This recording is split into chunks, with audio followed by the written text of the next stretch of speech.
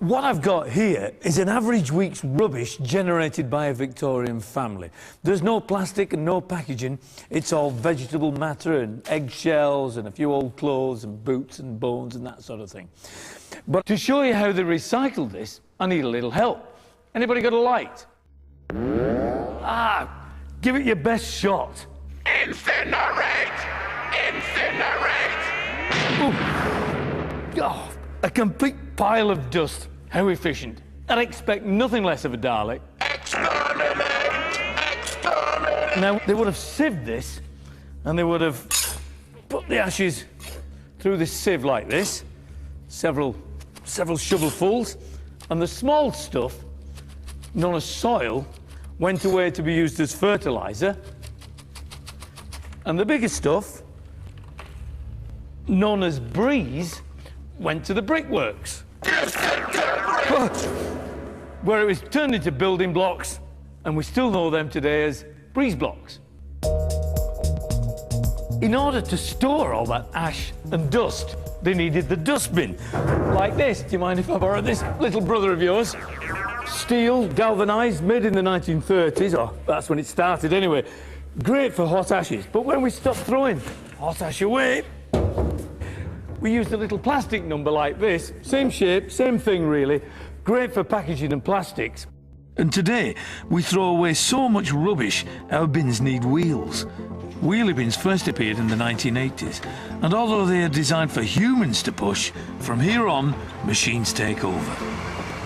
And as we dispose of rubbish at one end of the house, we bring in more stuff at the other. In this mechanised world, it can be stuff from all over the planet, as our whole life is efficiently containerised.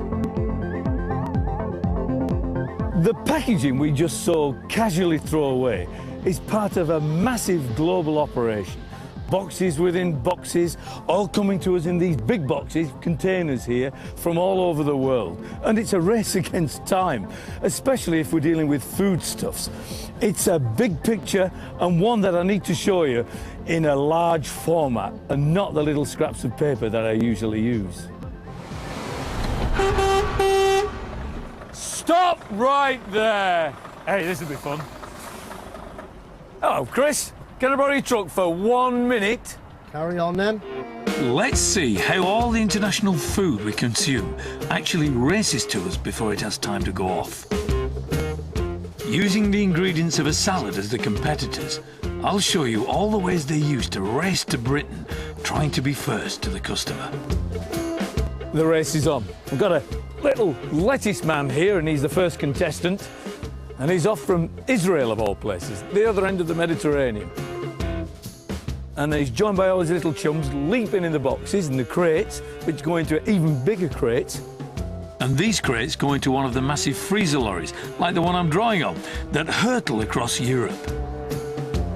It's joined by our friends tomatoes from Spain. Yeah, some of that fruit and veg gets even quicker to our table by coming on a plane. And later on, down here, ships pop right into it.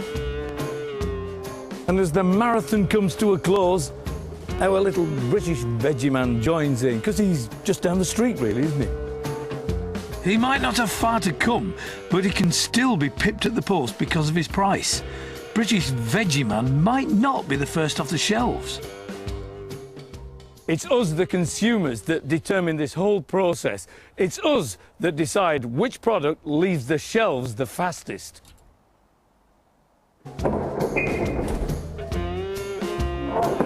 Next time you leave all that salad on the side of your plate, think of all that trouble.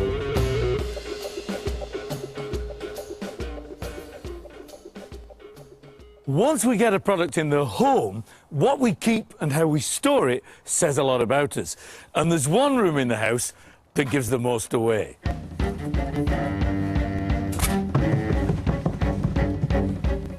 The bedroom. And for me, this is where the action is. Speaking as a designer, of course.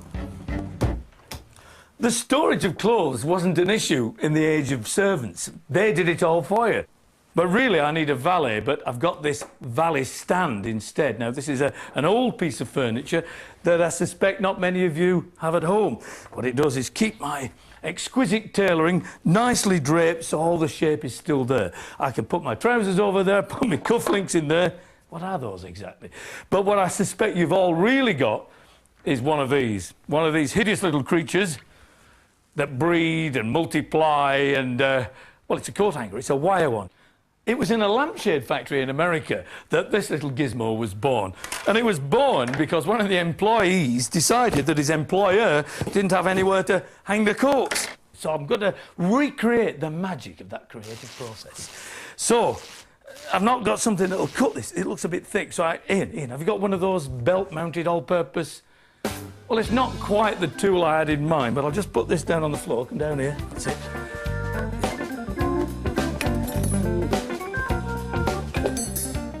I love creativity, it's great.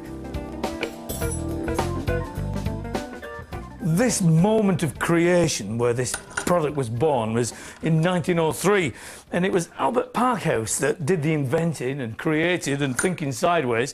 And as a designer, I could feel for this, really.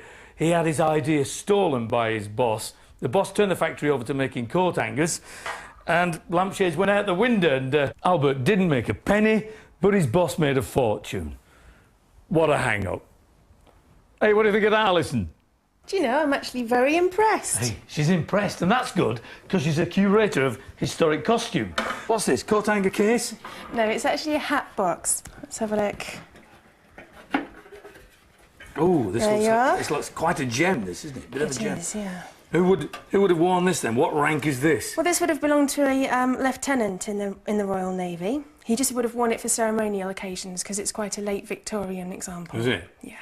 We've got this one here, which is made from leather. And as you say, it does contain a top hat. And of course, you can see from the shape of the box that it's been perfectly designed for storing this hat. A fantastic solution. It's very logical, really. It is. What does it say about the way people store their clothing? Well, I think, you know, they did care for their clothes a lot more. They would have been more expensive, not like the throwaway clothes we have now. So it would have been very important to store them correctly and maintain them as well. So you put the hat in the boxes. Where do you put the boxes? On top of the wardrobe. Today's fitted wardrobes leave no space on top because there's no end to the compartmentalising inside. Look at these ties. Some people, even if I'm not one of them, still take pride in their clothes and how they store them.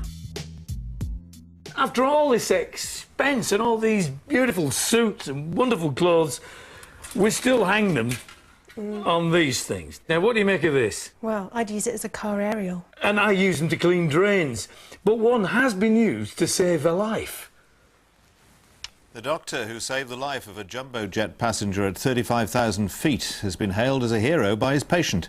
Professor Angus Wallace, who was on his way back from Hong Kong to London, used a coat hanger in an emergency operation to drain the passenger's punctured lung.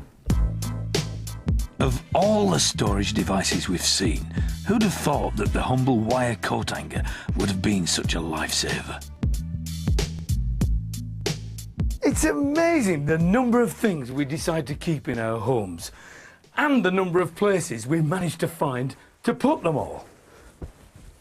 And even in a modest home like this, there's still plenty of space.